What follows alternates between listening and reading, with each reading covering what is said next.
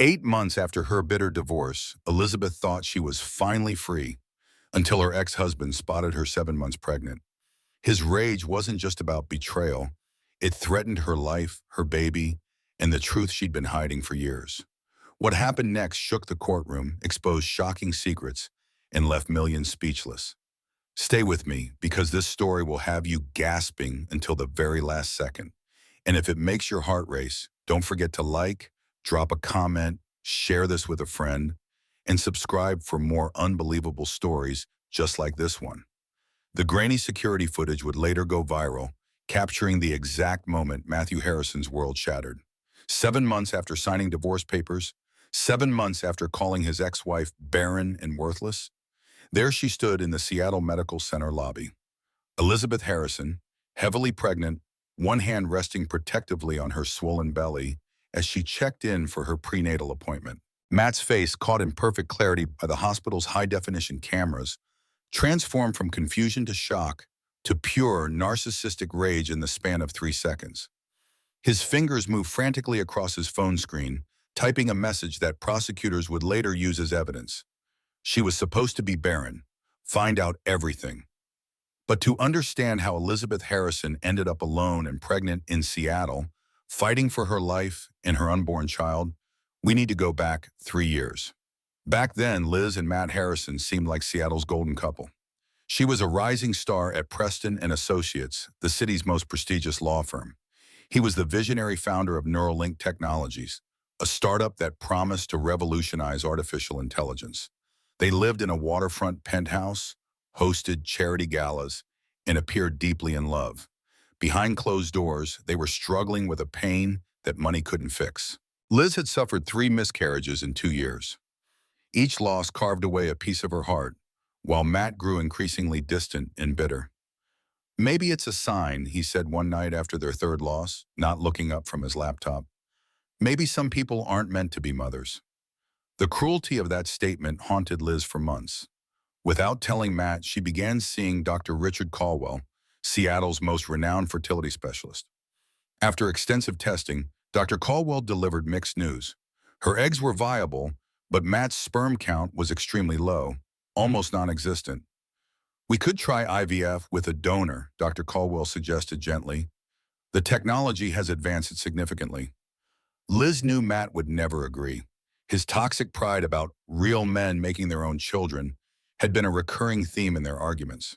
So she made a decision that would later save her life. She chose an anonymous donor from the clinic's database, someone whose profile reminded her of the best parts of Matt.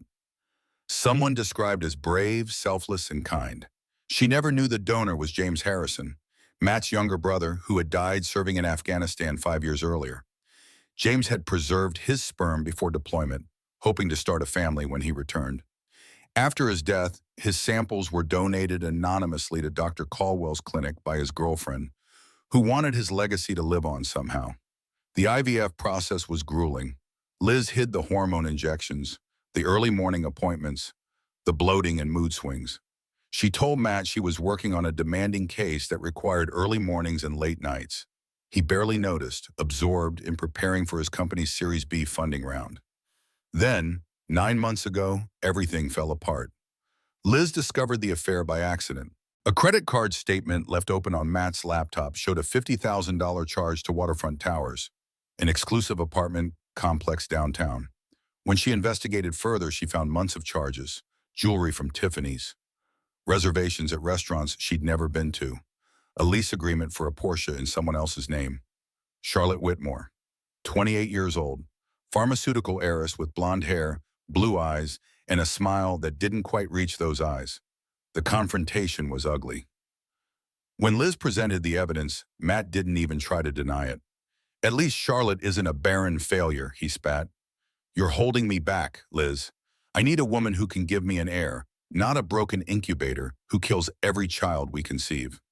Those words, carefully chosen to inflict maximum damage, achieved their goal. Liz filed for divorce the next day.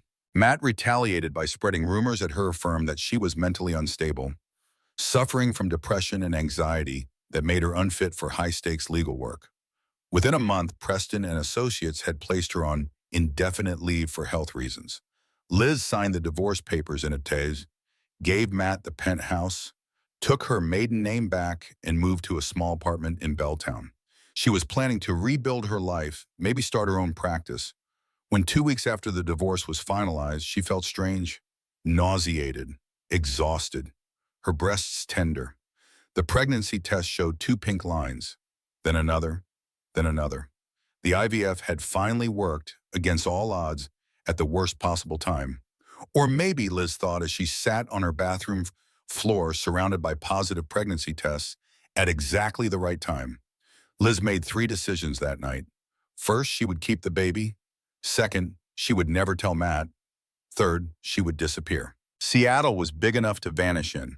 She legally changed back to her maiden name, Elizabeth Hayes, found a small apartment in Capitol Hill under that name, and started her own practice specializing in divorce law for women. Her first client was a barista from the coffee shop downstairs who needed help escaping an abusive marriage but couldn't afford a lawyer.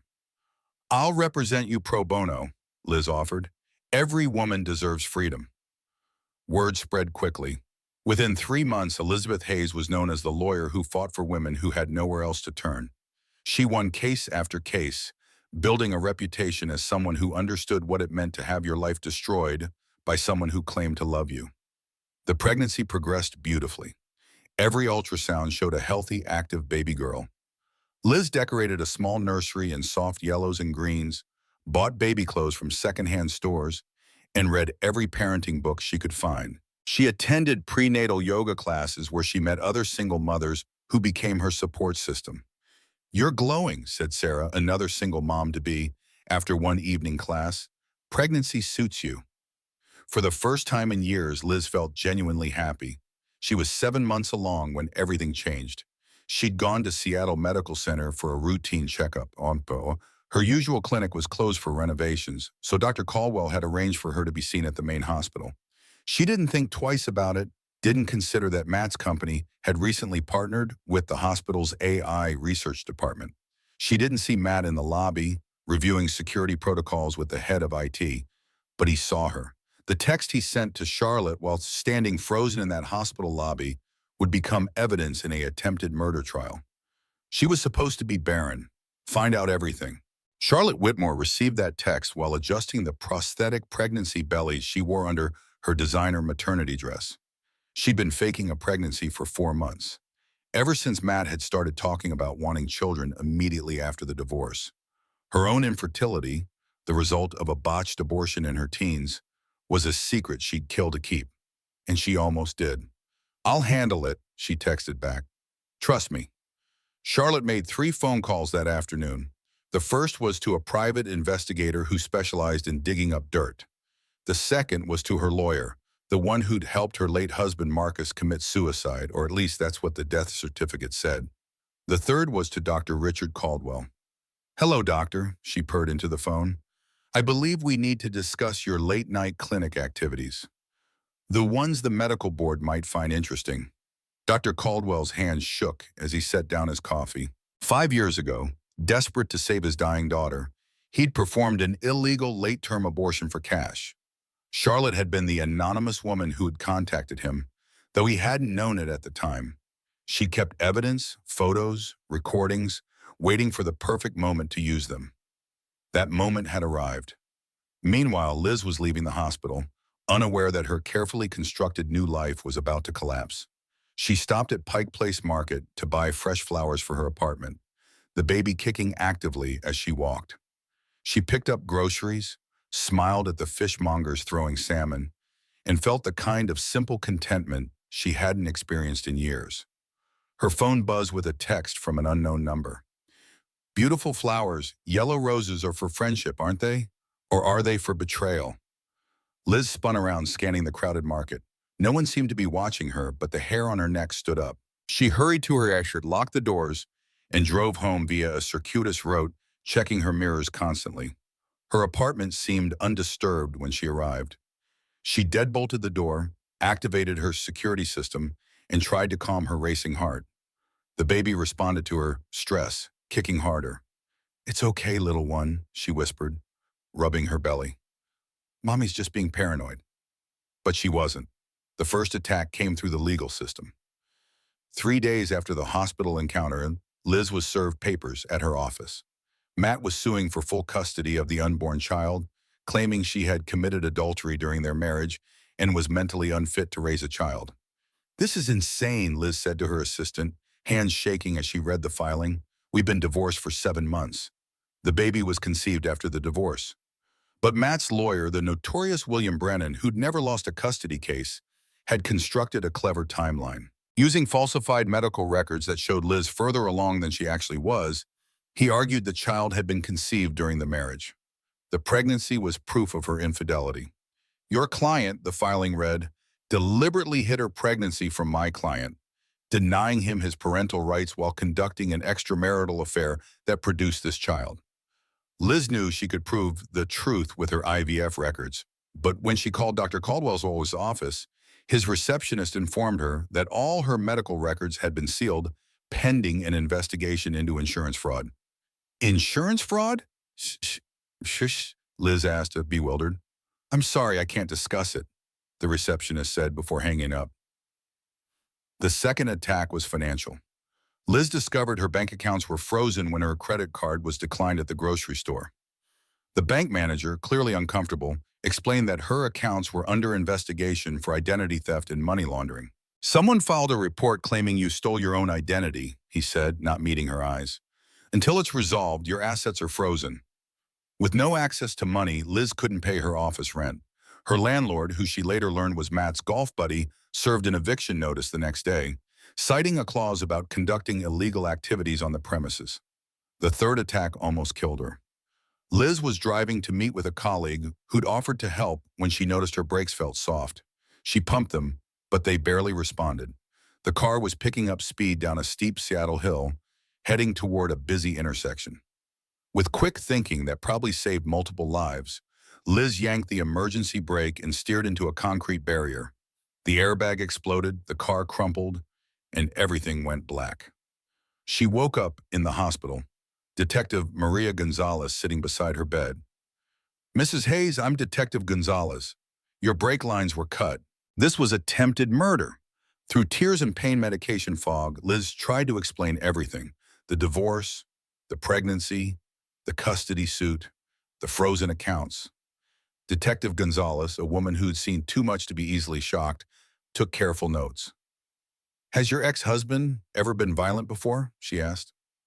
"Not physically," Liz said, "but emotionally, psychologically, he knows how to destroy people." "And the baby?" "She's okay," Liz whispered, hand on her belly where monitors tracked the baby's heartbeat. "She's a fighter." Detective Gonzalez had been a cop for 20 years, but something about this case felt personal. Maybe it was the way Liz reminded her of herself 15 years ago, pregnant and running from an abusive ex. Or maybe it was the calculated cruelty of the attacks. "I'm going to help you," she promised. "But you need to be careful. Whoever is doing this isn't finished." She was right. When Liz was released from the hospital 2 days later, she found her apartment had been ransacked. Liar was spray-painted across the nursery walls in red paint that looked disturbingly like blood. Every piece of baby clothing had been shredded. The crib was smashed, but it was the note left on her pillow that chilled her most. "James would be ashamed of you." How did they know about James? The donor records were supposed to be anonymous. Tom Bradley found her sitting in the wreckage sobbing. He was a junior partner at a competing firm, someone she'd mentored years ago when he was just starting out. "Liz, my God, what happened?" Through tears, she told him everything. Tom listened, his face growing darker with each detail. "You can't stay here," he said. "I have a guest house. It's secure, gated community, private security. Please let me help." Liz wanted to refuse, but she was 7 months pregnant, traumatized, and running out of options. She accepted. Tom's guest house in Queen Anne was a sanctuary, clean, bright, with a view of the Sound, and a security system that would make Fort Knox jealous. For the first time in weeks, Liz felt like she could breathe. "You're safe here," Tom assured her, helping her settle in. "I've got cameras everywhere, and the security company does hourly patrols." What Liz didn't know was that Tom was drowning in his own secrets. 3 years ago, desperate to pass the bar exam after failing twice, He'd paid someone to take it for him. Charlotte Whitmore had discovered this through her network of information brokers and had been blackmailing him for months. "You're going to befriend Elizabeth," Charlotte had instructed him the day after the car accident. "You're going to earn her trust and report everything back to me, or your career ends tomorrow." Tom had agreed, telling himself he was just gathering information, that he wouldn't let any real harm come to Liz. But Charlotte's demands escalated quickly. "I need to know about the baby's father," Charlotte said during one of their clandestine meetings. "She's hiding something." Charlotte herself was becoming increasingly unhinged. The prosthetic pregnancy belly she wore grew larger each week, matching what should have been her progression if she were really pregnant. She'd convinced Matt they were having a son, the heir he desperately wanted. "Our son will be perfect," she told Matt one evening, letting him rest his hand on the fake belly. Unlike her defective spawn, Matt, narcissistic and obsessed with legacy, ate it up. His company was weeks away from its IPO, and the narrative of the successful CEO starting a family with his beautiful fiancée was perfect for investors. Meanwhile, in Tom's guest house, Liz was trying to rebuild her shattered life. She worked on legal briefs for her remaining clients, prepared for the custody battle, and tried to stay calm for the baby's sake. One evening, exhausted and vulnerable, she made a mistake. She told Tom the truth about the IVF. "The baby's father was an anonymous donor," she admitted. "Matt's basically sterile, but his ego couldn't handle it. So I did IVF without telling him." Tom's face went pale. "Anonymous donor?" "Well, I thought he was anonymous. But the note about James, Matt's brother who died in Afghanistan, I think somehow the donor might have been James. It would explain why someone said he'd be ashamed." Tom excused himself, went to the bathroom, and texted Charlotte. The donor was James Harrison. Charlotte's response was immediate. "Perfect. I can work with this." The next morning, Liz woke to find Tom making breakfast, acting strangely nervous. "Everything okay?" she asked. "Fine, just worried about you," he said, not meeting her eyes. "The custody hearing is tomorrow, right?" The hearing. Liz had been dreading it for weeks. She'd managed to hire a lawyer with the last of her accessible funds, but she knew Matt had the best legal team money could buy. "I'm going to lose, aren't I?" she said quietly. Tom set down a plate of eggs, his hand trembling slightly. "Don't say that. Truth has to count for something." But he knew Charlotte had already ensured the truth wouldn't matter. Dr. Caldwell, under Charlotte's thumb, had altered the IVF records to show that the procedure had failed. According to the new documents, Liz had never gotten pregnant via IVF at all. The pregnancy must have been natural, which meant she'd been with another man.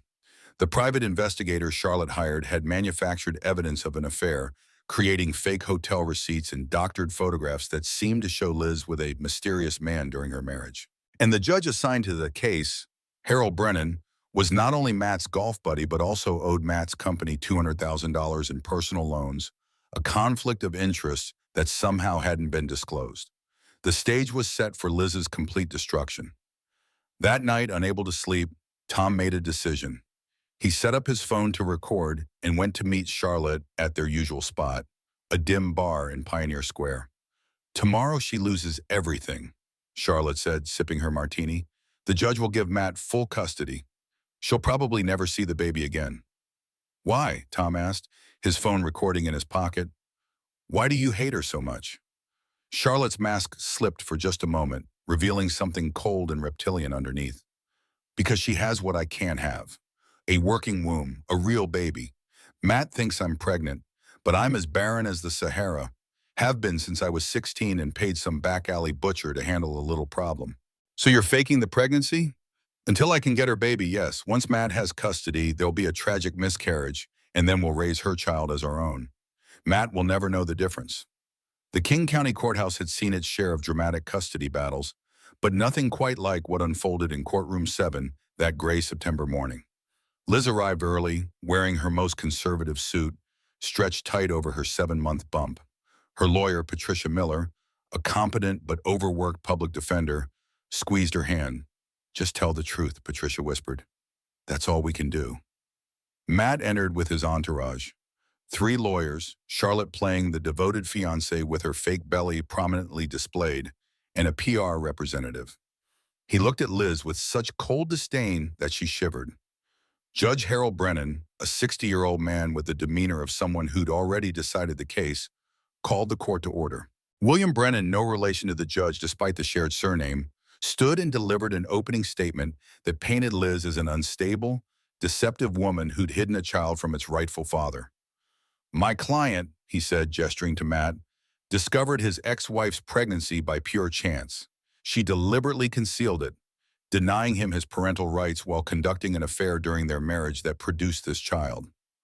Patricia stood to object, but the judge waved her down. "You'll have your turn, counselor."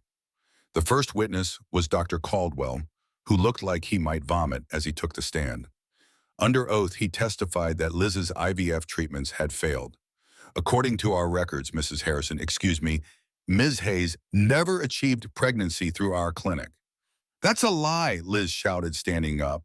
The baby kicked hard, responding to her distress. "Ms. Hayes, control yourself or I'll hold you in contempt," Judge Brennan warned. The next witness was the private investigator, who presented the fabricated evidence of Liz's alleged affair. Doctored photos, fake hotel receipts, even a manufactured witness who claimed to have seen her with another man. Patricia tried to object, to point out the inconsistencies, but the judge overruled her every time. Then Matt took the stand. "She's always been unstable," he said, his voice full of fake concern. "The miscarriages broke something in her mind. I tried to get her help, but she refused. Now she's hidden my child from me, probably to punish me for the divorce." "Your child?" Patricia asked on cross-examination. "Do you have any proof this is your child?" Matt's lawyer objected before he could answer, and the judge sustained it. Liz watched it all in growing horror.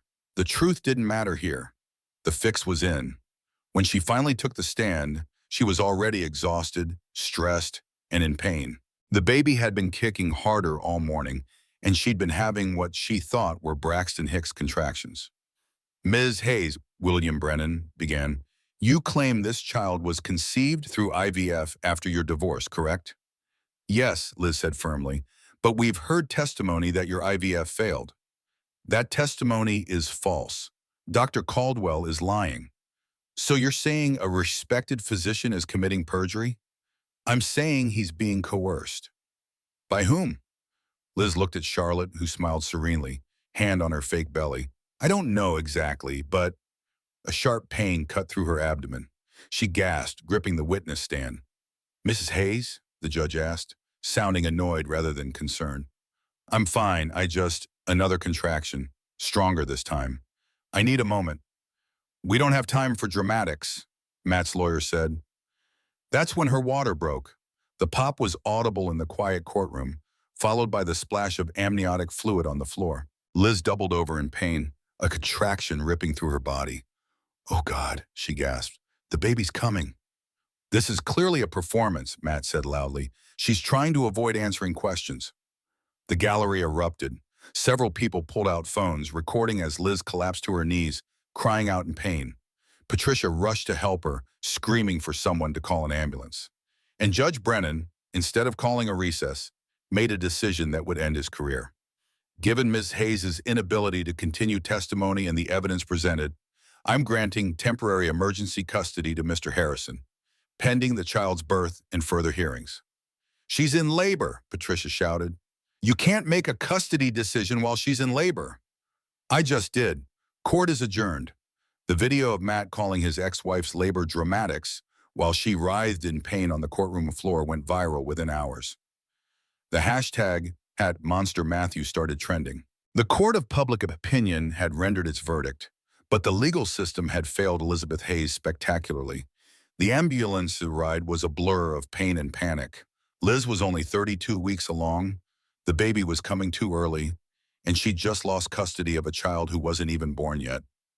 "Stay with me, honey," the paramedic said, monitoring her vitals. "You're doing great." But Liz wasn't doing great. Her blood pressure was spiking. The baby's heart rate was dropping, and she could feel something was wrong. At the hospital, she was rushed into emergency surgery for a C-section. The last thing she saw before the anesthesia took her was Detective Gonzalez arguing with the hospital security. "That woman is in danger. I need to post protection." "Not without a court order," the security chief replied. When Liz woke up hours later, she was alone in a recovery room. Her stomach was bandaged, her body ached, and her arms were empty. "My baby," she whispered to the nurse who came to check on her. "Where's my baby?" "She's in the NICU," the nurse said gently. 4 pounds, 2 ounces. She's a fighter." "Can I see her?" The nurse's face fell. "I'm sorry, there's a court order. Only the father is allowed access right now."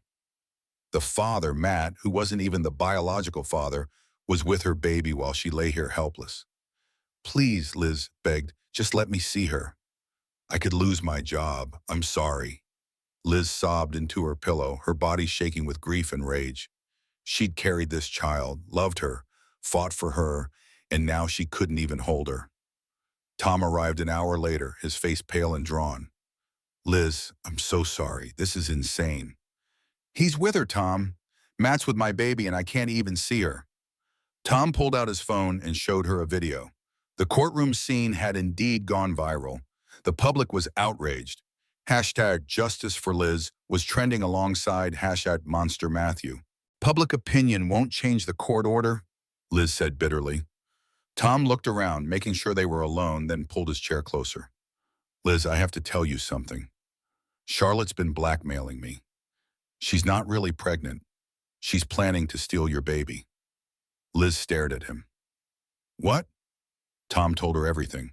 The bar exam fraud, the blackmail, Charlotte's confession about faking her pregnancy. He pulled out his phone. "I recorded her. Last night at the bar, she admitted everything." With shaking hands, Liz took the phone and listened.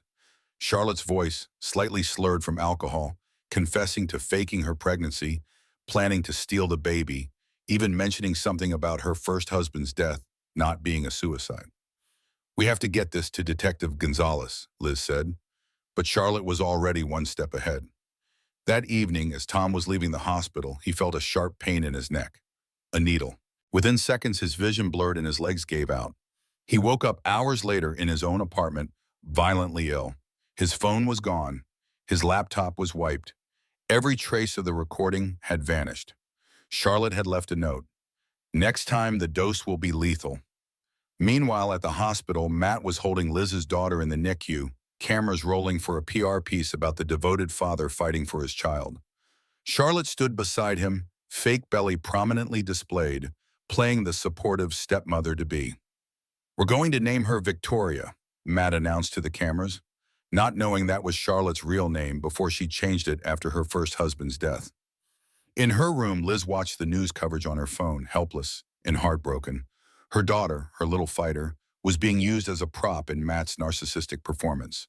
Detective Gonzalez arrived after midnight, using her badge to bypass visiting hours. "Tom's in the ER," she said quietly. "Poisoned, but he'll survive. He managed to tell me about the recording before he passed out." Charlotte destroyed it. "Maybe, but nowadays everything backs up to the cloud. My tech guy is trying to recover it. And if he can't?" Detective Gonzalez sat on the edge of Liz's bed. "Then we do this the old-fashioned way. We set a trap." 3 days after giving birth, Elizabeth Hayes stood in the hospital parking lot, staring up at the NICU window where her daughter lay fighting for her life. The October rain soaked through her jacket, but she didn't move. She couldn't. The restraining order Matt's lawyers had obtained meant she couldn't come within 500 feet of her own child. Every fiber of her being screamed to run inside, to hold her baby, to fight anyone who tried to stop her. But she knew that would only give Matt more ammunition. Detective Maria Gonzalez found her there an hour later, standing like a statue in the rain. "Liz, you're going to make yourself sick." "She's alone," Liz whispered. "My baby is alone up there with strangers, and I can't even tell her I love her." Maria guided her to her car, turning the heat on full blast. "We're going to fix this, but I need you strong. I need you fighting." "I'll do anything," Liz said, her voice gaining strength. "Whatever it takes, I'll do it. Even if it means putting yourself in danger?" "Especially then." That's how Liz found herself in a police station conference room the next morning. FBI consultant wiring specialist Sarah Collins is attaching a microscopic recording device to the inside of her bra. "This is state-of-the-art," Sarah explained. "It transmits in real time to our van. The moment you feel threatened, say the word purple, and we'll move in." How fast? 90 seconds from code word to intervention. 90 seconds. A lifetime when someone had a knife. Tom Bradley had provided the perfect bait. Still recovering from Charlotte's poisoning attempt, he'd sent her a message from his hospital bed. I have a backup of the recording, $10 million, or I send it to the FBI. Charlotte had responded within minutes. Georgetown Warehouse, Pier 47, Building C.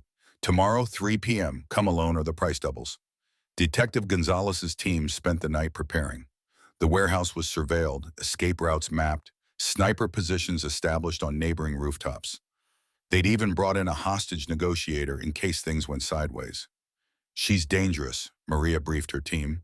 She's already killed one person, attempted to kill two more, including an unborn child. She's cornered, desperate, and probably armed. Nobody plays hero. We get the confession, we move in clean. But Liz knew Charlotte wouldn't confess easily. She'd studied her opponent for weeks now, understanding her patterns. Charlotte was a narcissist who needed to gloat, to explain how clever she'd been. Liz would have to play the defeated victim to draw out that arrogance. The morning of the operation, Liz visited Tom in his hospital room. I'm sorry, he said for the 100th time. This is all my fault. No, Liz said firmly. You were blackmailed. Charlotte is the only one at fault here. I should have been stronger. Should have gone to the police immediately. And lost everything? Your career, your freedom? I understand why you didn't, but you're doing the right thing now. Tom handed her his phone. I've been thinking. Charlotte mentioned something once when she was drunk, about how she learned to fake pregnancies from her mother. Her mother used to pretend to be pregnant to manipulate her father. It's a pattern, generational trauma made monstrous. That doesn't excuse what she's done. No, but it might help you understand her triggers. She can't stand being called barren. It sends her into rages. Liz filed that information away. Every weapon might matter.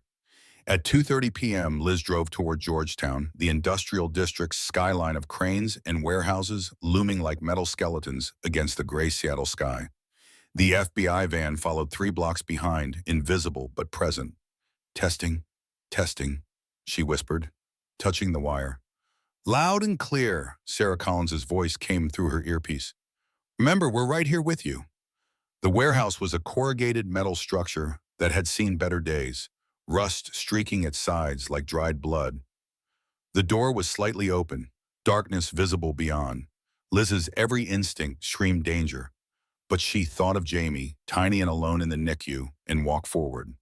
Charlotte was waiting in the center of the empty space, no longer bothering with any pretense. The fake pregnancy belly was gone, revealing her actual slim figure in a designer suit that seemed obscenely out of place in the industrial decay. You look terrible, Liz, Charlotte said, her voice echoing off the metal walls. Motherhood not agreeing with you? Oh, wait, that's right. You're not actually a mother. The court made sure of that. You poisoned Tom, Liz said, starting their verbal dance. I gave him a gentle reminder about keeping his mouth shut, Charlotte replied, beginning to circle Liz like a shark. He's lucky I was feeling merciful. Marcus wasn't so fortunate. There it was, confession to murder. But Liz needed more. Your first husband? Charlotte laughed, a sound like breaking glass. Husband is generous. Marcus was a means to an end. His family's money, their pharmaceutical connections, all very useful. But he started asking questions about my past, about my medical records. He found out about my little teenage mistake. Your abortion! Charlotte's face twisted with rage before smoothing back into false calm. That butcher destroyed my uterus. 16 years old and rendered barren by some back alley hack my mother found. She didn't want the embarrassment of a pregnant daughter. Ironic, isn't it? She spent years faking pregnancies to manipulate my father, then made sure I could never have a real one. So you killed Marcus when he found out? I killed Marcus because he laughed, Charlotte corrected, her voice dropping to a whisper. He actually laughed when he found out I couldn't have children. Said it was perfect. He'd never wanted kids anyway. Like my inability to create life was convenient for him. For a moment, Liz almost felt sympathy. Then she remembered her daughter, premature and struggling because of this woman's actions. But Matt wants children, Liz said, pushing deeper. Matt wants legacy, Charlotte spat. He doesn't want children. He wants monuments to himself. That's why your baby is perfect. She carries the Harrison genes, but not Matt's ego. I'll raise her to be everything Matt isn't. Strong, smart, and absolutely devoted to me. You know she's not Matt's biological child. Charlotte's smile was predatory. Oh yes, I know all about James, the war hero brother, the noble soldier who donated his sperm before shipping off to die. It's almost poetic. Matt's raising his brother's child without knowing it. The ultimate cuckolding. Does Matt know you're not pregnant? Not yet. After my tragic miscarriage next week, he'll be so grateful when I suggest we take full custody of your child to ease our pain. He'll never suspect the truth. Liz felt rage building but kept her voice steady. You cut my brake lines. You could have killed innocent people. Collateral damage, Charlotte said dismissively. Though I was disappointed you survived. You have an annoying tendency to not die when you're supposed to, like Marcus did. Charlotte pulled out a knife, running her finger along the blade. Marcus was easy. A few Xanax in his whiskey, wait until he's unconscious, stage the scene, his own hunting knife across his wrists in the bathtub. I even wrote a touching suicide note in his handwriting. I'd been practicing for months. The police believed it? The police believe what they're told to believe when enough money is involved. His family wanted it quiet, no scandal. I played the grieving widow perfectly. Even got a standing ovation at his funeral when I spoke about mental health awareness. Liz's skin crawled. This woman wasn't just dangerous, she was a sociopath who enjoyed the game. But you couldn't fool Matt the same way. Matt doesn't need to be fooled, just managed. He's so narcissistic he can't imagine someone playing him. The fake pregnancy was almost too easy.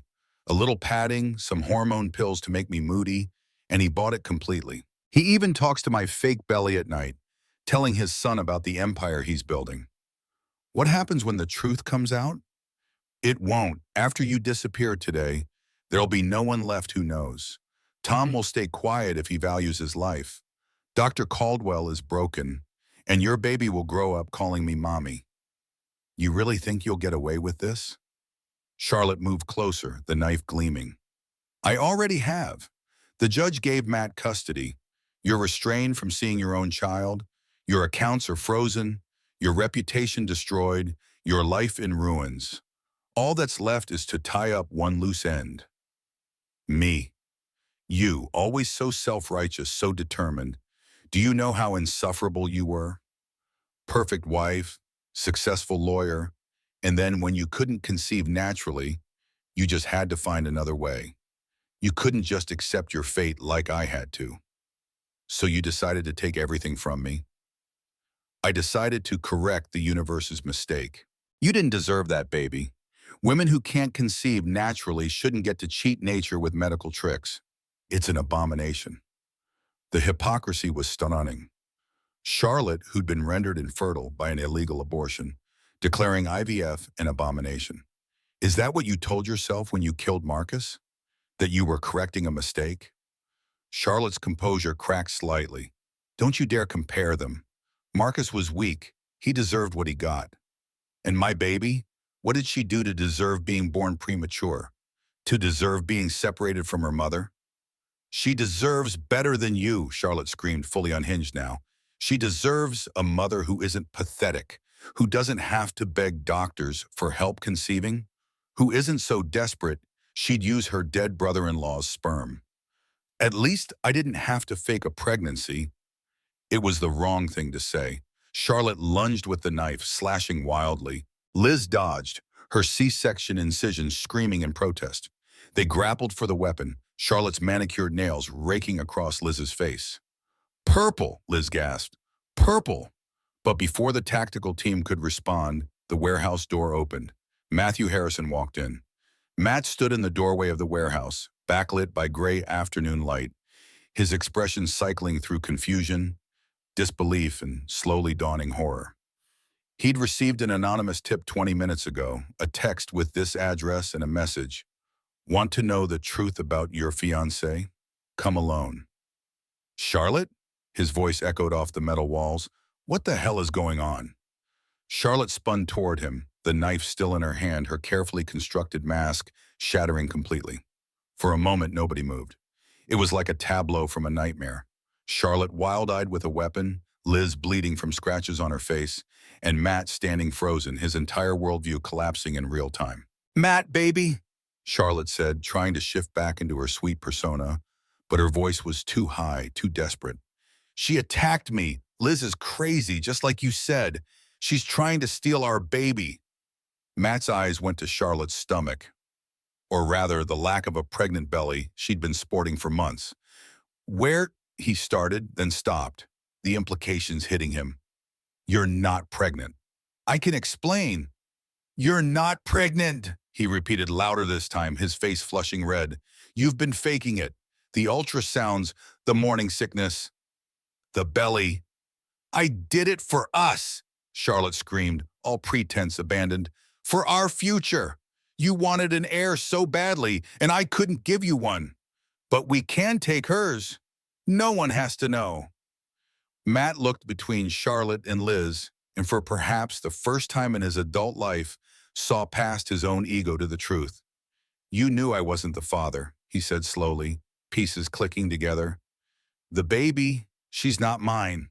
That's why Liz kept saying it was IVF. "She's your brother's," Charlotte said viciously. "Your precious war hero brother, the one everyone loved more than you. His child is the one you've been fighting to raise." The revelation hit Matt like a physical blow. He staggered, gripping the doorframe for support. James, his younger brother who died in Afghanistan, who'd always been the family favorite, the one with actual honor and courage. The brother he'd secretly resented for being everything Matt wasn't. "How do you know that?" he demanded.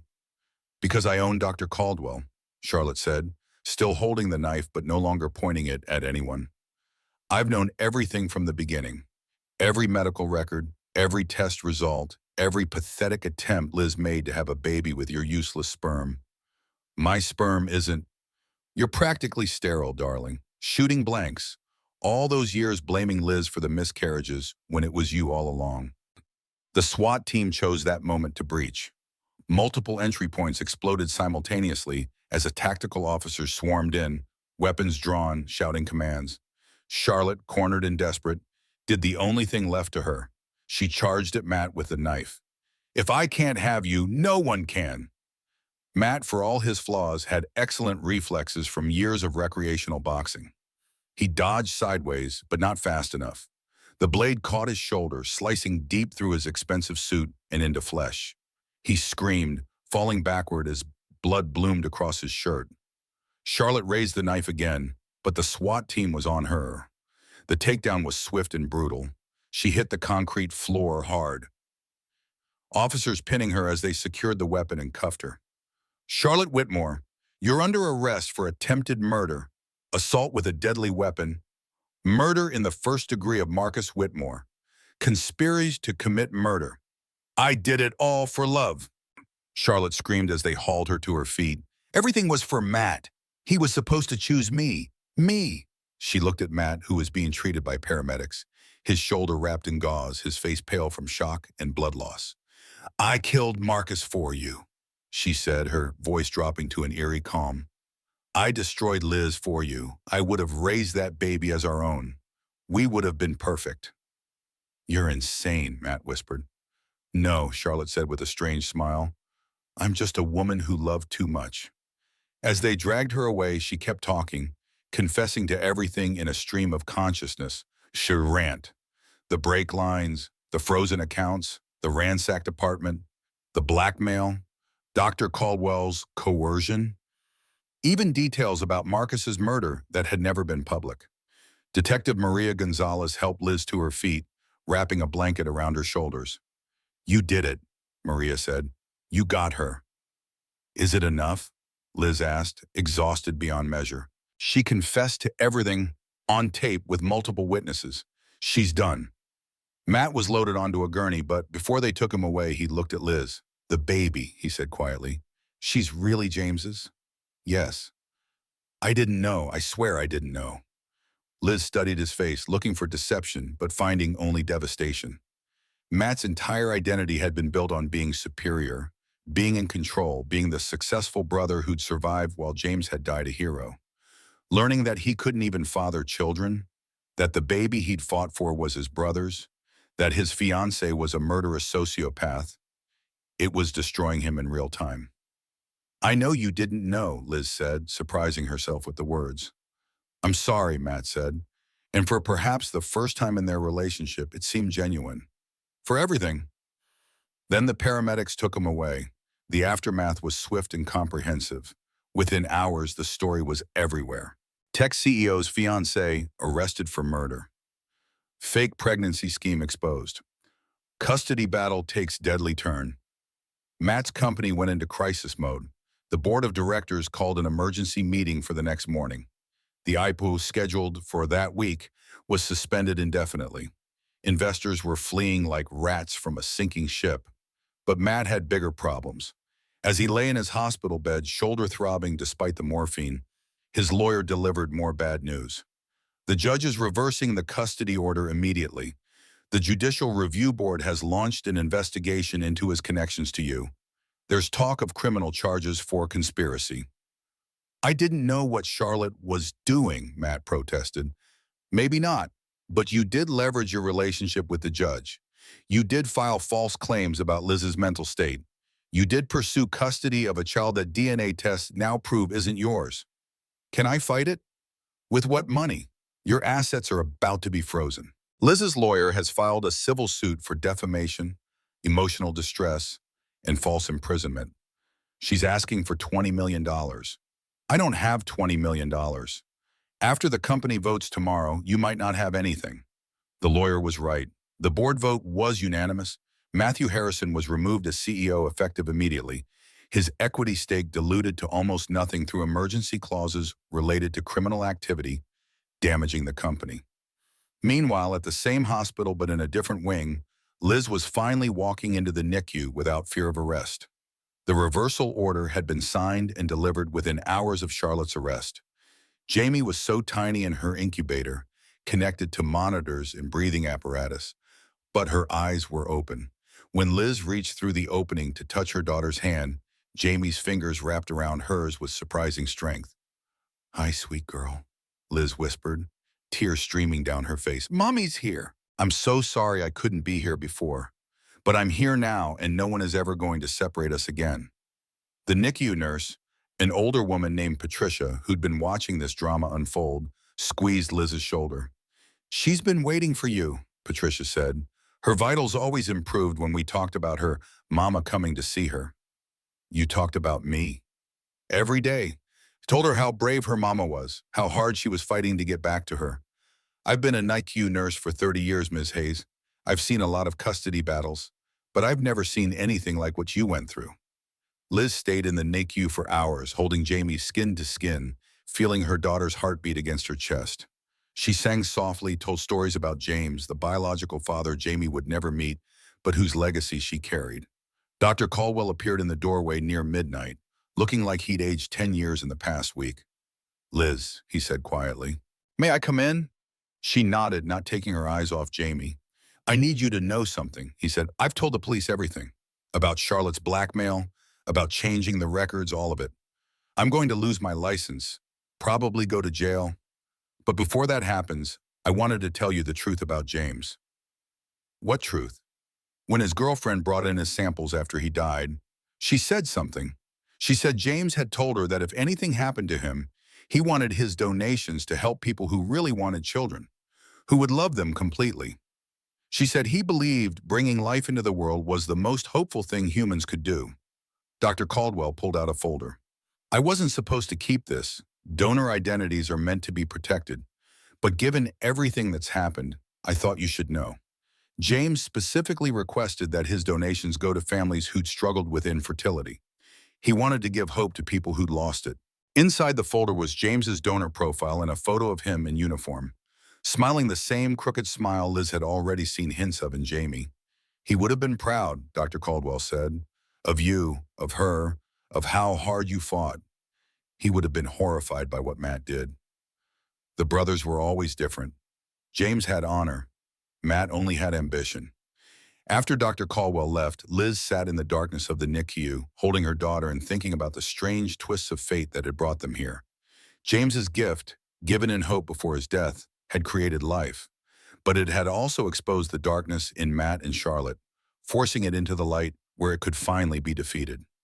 The next morning brought a parade of visitor moms. Detective Gonzalez came with updates on Charlotte's charges. The list was extensive: murder in the first degree, 2 counts of attempted murder, conspiracy, fraud, blackmail, assault with a deadly weapon, and more. She's being held without bail, Maria reported. The prosecutor says it's the strongest case they've seen in years. She confessed to everything multiple times on multiple recordings. Tom Bradley came by on crutches, still weak but determined to apologize again. Stop, Liz told him. You were a victim too. Charlotte poisoned you, blackmailed you, used you. The fact that you finally stood up to her, that you tried to record her, that took incredible courage. I should have done it sooner. We all do the best we can with the circumstances we're given. You came through when it mattered most. The media attention was overwhelming. The story had everything: fake pregnancy, murder, attempted murder, custody battle, tech mogul downfall. Hashtag justice for Liz was trending globally. The courtroom video of Matt calling her labor dramatics had been viewed over 100 million times. But Liz ignored all of it. Her world had shrunk to the NICU, to Jamie, to the slow but steady improvement in her daughter's condition. A week after Charlotte's arrest, Matt appeared in the NICU doorway. He was in a wheelchair, his arm in a sling, looking haggard and defeated. A security guard stood behind him. "I'm not supposed to be here," he said quietly, "but I had to ask you something." Liz instinctively moved to shield Jamie, but something in Matt's broken expression stopped her. "What? Can you tell me about James, about who he really was? I realized I never really knew my own brother. I was so busy resenting him for being the favorite, for being the hero, I never actually knew him." It was perhaps the first genuinely human thing Liz had ever heard Matt say. "He was kind," she said finally. "Funny, he did this terrible impression of Arnold Schwarzenegger that made everyone laugh. He volunteered at the animal shelter on weekends. He was learning to play guitar before he deployed. I didn't know any of that. He talked about you sometimes. Said you were brilliant, that you'd change the world with your technology. He was proud of you." Matt's face crumbled. "I wasn't proud of him. I was jealous. And now his daughter will grow up knowing what I tried to do to her mother. She'll grow up knowing her biological father was a hero who gave the gift of life. That's what matters." Matt nodded, then wheeled himself away. It was the last time Liz would see him in person. The trial of Charlotte Whitmore began 6 months later. By then, Jamie was home, healthy and free. Liz had established the Harrison Foundation with the settlement money from Matt, and Tom had joined as office manager, determined to dedicate his life to helping women in situations like Liz's. Charlotte, representing herself after firing multiple lawyers, turned the trial into a spectacle. She claimed she was the real victim, that society's pressure on women to have children had driven her to desperate measures. She blamed her mother, her abortion, Marcus, Matt, everyone but herself. The jury deliberated for 47 minutes. Guilty on all charges. Life without the possibility of parole. As they led Charlotte away, she looked at Liz one last time. "Enjoy your victory," and she said. "But remember, I made you strong. Without me, you'd still be that pathetic woman begging for a baby." Liz didn't respond. She didn't need to. She had Jamie. She had her foundation. She had her freedom. Charlotte had nothing but a cage of her own making. A year later, at the first anniversary gala for the Harrison Foundation, Liz stood before a crowd of supporters, donors, and survivors with Jamie on her hip. "This foundation exists because the system failed me," she said. "But more importantly, it exists because people helped me when that system failed." Detective Gonzalez, who believed me. Tom Bradley, who found his courage when it mattered most. The NICU nurses who protected my daughter when I couldn't. Even Dr. Caldwell, who finally chose truth over self-preservation. She looked down at Jamie, who was playing with her necklace, oblivious to the crowd. "My daughter exists because of reproductive technology and the generous gift of a soldier who died serving our country. She nearly died because of greed, narcissism, and a system that prioritizes wealth over truth. The Harrison Foundation will make sure no woman faces what I faced alone." The crowd erupted in applause. In the back, unnoticed by most, Matt Harrison stood in the shadows. He'd lost everything: his company, his fortune, his reputation. He worked now as a freelance coder, living in a studio apartment, his name toxic in tech circles. But he'd come to hear Liz speak, to see Jamie, to remind himself of the cost of his choices. As he watched his brother's daughter laugh in her mother's arms, he felt something he'd never experienced before: genuine regret for who he'd chosen to be. He left before anyone noticed him, but not before dropping a check in the donation box. It wasn't much, a few $1,000s he'd saved, but it was what he had.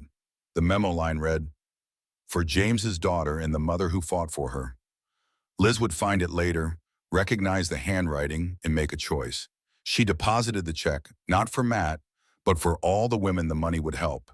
Even broken people could contribute to healing, even if they couldn't heal themselves. The Harrison Foundation would go on to help thousands of women and children. James's law would pass, protecting reproductive rights and donor anonymity. Charlotte would die in prison, alone and unmourned. But that night at the gala, all that mattered was a mother and daughter, together against all odds. Proof that love and determination could triumph over cruelty and greed. Jamie would grow up knowing she was wanted, fought for, protected. She would know her biological father was a hero and her mother was a warrior. And she would know that sometimes the greatest victory isn't just winning, it's helping others win too. The trial of Charlotte Whitmore became the most watched legal proceeding of the year.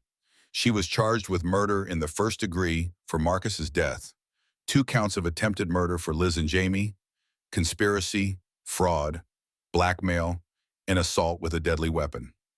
The prosecution's case was overwhelming. The wire recording of Charlotte's confession, the warehouse confrontation captured on multiple devices, Tom's testimony about the blackmail, and Dr. Caldwell's cooperation in exchange for a reduced sentence. But it was Charlotte's own narcissism that sealed her fate.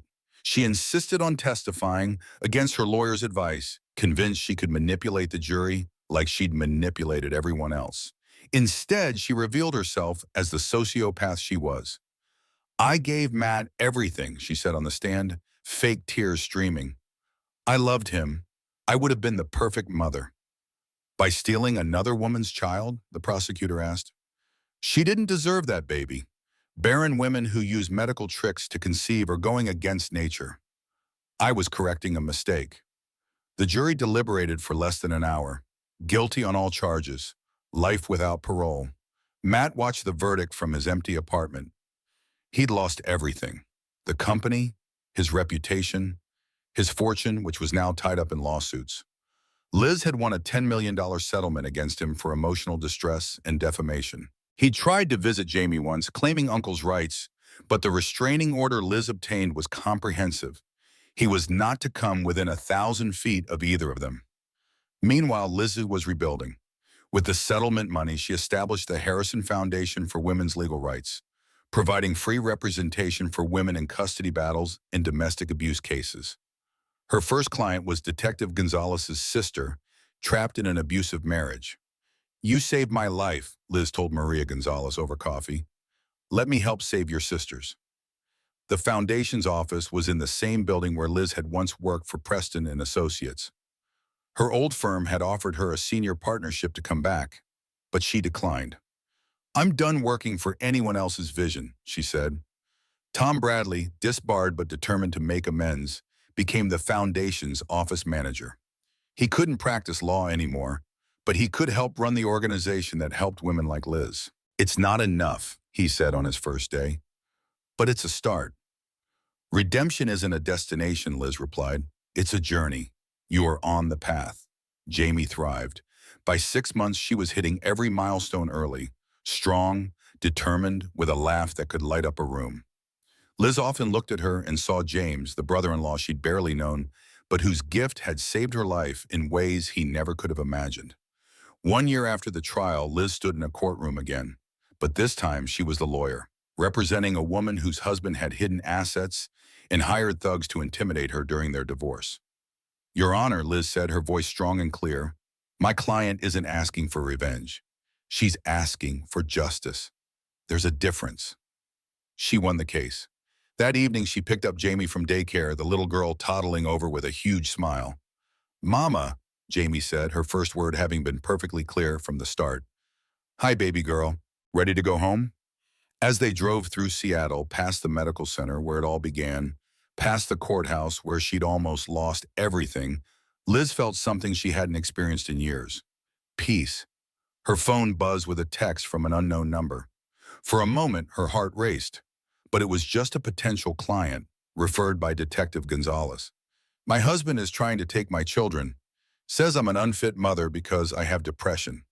Can you help?" Liz pulled over and typed back, "Yes, you're not alone. We'll fight this together." 5 years had passed since that terrible day in the courtroom when Liz went into labor while Matt called her dramatics. The Harrison Foundation for Women's Legal Rights had grown from a single office to a national organization with branches in 12 cities. Liz stood before Congress, testifying in support of James's law, legislation that would protect IVF rights and donor anonymity while ensuring children's access to medical history when needed. "My daughter exists because of reproductive technology and the selfless gift of a donor," she said into the microphone. "No one should have the power to weaponize a woman's fertility or lack thereof against her." In the gallery, 5-year-old Jamie sat with her nanny, coloring quietly but occasionally looking up at her mother with pride. She had James's eyes but Liz's fierce determination. The law passed with bipartisan support. Meanwhile, Matt Harrison had become a cautionary tale in business schools. His fall from grace was so complete that pulling a Harrison had entered Silicon Valley lexicon, meaning to destroy your own success through hubris and cruelty. He lived in a small apartment in Tacoma, working as a freelance coder, his name too toxic for any company to hire. He'd written Liz letters over the years, seeking forgiveness or at least understanding. She'd never responded, but she hadn't thrown them away either. They sat in a box labeled evidence of growth, though whether that growth was his or hers, she hadn't decided. Charlotte Whitmore had made headlines again when another former husband's death was reclassified as murder. She would never see freedom again. In prison, she'd become obsessed with writing appeals, each more delusional than the last, claiming she was the real victim. Dr. Caldwell served 2 years and lost his license permanently. After his release, he worked as a medical consultant for fertility clinics, helping them establish ethical guidelines and security protocols to prevent what had happened to Liz from happening to others. Tom Bradley had found his own redemption. Unable to practice law, he'd become a victims' rights advocate, traveling the country speaking about the dangers of coercion and the importance of moral courage. He'd married another former lawyer who'd been disbarred for blowing the whistle on her firm's illegal practices. Together, they ran a nonprofit that helped whistleblowers and people trapped in blackmail situations. On a rainy Seattle afternoon, Liz sat in her office reviewing cases when her assistant knocked. "Ms. Hayes, there's someone here to see you. Says it's about the Harrison case." Liz tensed. Even after all these years, those words could trigger anxiety. A young woman entered, maybe 25, with familiar features that made Liz's breath catch. "Ms. Hayes, I'm Amanda Brooks. I was James Harrison's fiancée." Liz stood slowly. "Please sit." Amanda pulled out a worn photo of James in his military uniform. "I know this might be painful, but I wanted you to know something. Before James deployed, he told me if anything happened to him, he wanted his donations to help people who really wanted children. He said bringing life into the world was the most hopeful thing humans could do." She placed a small box on Liz's desk. "These were his. I thought Jamie should have them when she's older." Inside were James's dog tags, a few photos, and a letter in his handwriting. "To whoever receives this gift," Liz read aloud, "I hope it brings you the joy I won't get to experience. Love your child enough for both of us. Sergeant James Harrison." Both women were crying now. "He would have been proud," Amanda said, "of Jamie, of what you've built, of how you fought for her." "Would you like to meet her?" Liz asked. Amanda nodded, unable to speak. They drove to Jamie's school together. When the little girl ran out, backpack bouncing, she stopped short, seeing the stranger with her mother. "Jamie," Liz said gently, "this is Amanda. She was friends with your biological father." Jamie, wise beyond her years, looked at Amanda seriously. "The hero who died." "Yes," Amanda said, kneeling down. "The hero." Jamie considered this, then held out her hand. Nice to meet you. Want to see my drawing? It's a rocket ship. Mom says I got my love of science from my father. As they walked to the car, Jamie between them, chattering about her day, Liz felt the last piece of a puzzle clicking into place. This wasn't the family she'd planned, but it was the family she'd fought for and won. That evening, as she tucked Jamie into bed, her daughter asked, Mom, why did Dad try to hurt us? Liz had always known this question would come. He wasn't your dad, sweetheart. He was someone who was very lost and angry. Your real father was a hero who gave us a gift without even knowing us. And Charlotte? She was sick in her mind. Sometimes people's pain makes them hurt others. But we won, right? Liz kissed her forehead. We did more than win, baby. We survived. We thrived. We helped others. That's the best kind of victory. Later, alone in her study, Liz opened her laptop to find an email from a woman in Texas whose ex-husband had kidnapped their children and fled to Mexico. The subject line read, I heard you never give up. Liz began typing her response. You're right, I don't. Let's bring your babies home. Outside, Seattle's skyline glittered in the darkness. Somewhere out there, Matt was probably alone in his apartment, Charlotte was in her cell, and other women were fighting battles that seemed impossible. But here, in this house built on survival and justice, a little girl slept peacefully, protected by a mother who had faced hell and emerged stronger. The Harrison Foundation's motto, etched on a plaque above Liz's desk, said it all. Through adversity to triumph, through pain to purpose. The story had started with a security camera catching a moment of recognition and rage. It ended with something far more powerful, a legacy of hope, justice, and the unbreakable bond between a mother and the child she'd fought the world to keep. Jamie would grow up knowing she was loved, wanted, and fought for. She would know her biological father was a hero who'd given the ultimate gift. She would know her mother was a warrior who'd refused to surrender. And years later, when Jamie herself became a lawyer specializing in reproductive rights and family law, she would tell clients facing impossible odds the story of Elizabeth Hayes in the year she took on the world and won. My mother taught me something, she would say. Justice isn't given, it's taken. And sometimes the greatest victory isn't defeating your enemies. It's refusing to let them defeat you. The Harrison Foundation would eventually help thousands of women and children. James's law would protect reproductive rights for generations. But for Liz, the greatest achievement would always be that moment in the NICU when she finally held her daughter, knowing that no force on earth would ever separate them again. The security camera that had captured Matt's shock at seeing Liz pregnant had been the beginning of the end for him. But it had also been the beginning of something else. A movement, a reckoning, a revolution in how the legal system treated mothers fighting for their children. 8 months after the divorce, he saw her pregnant. 5 years after that footage, the world had changed. One case, one law, one saved family at a time. And in a small Seattle home, a mother and daughter continued writing their story one day at a time, together.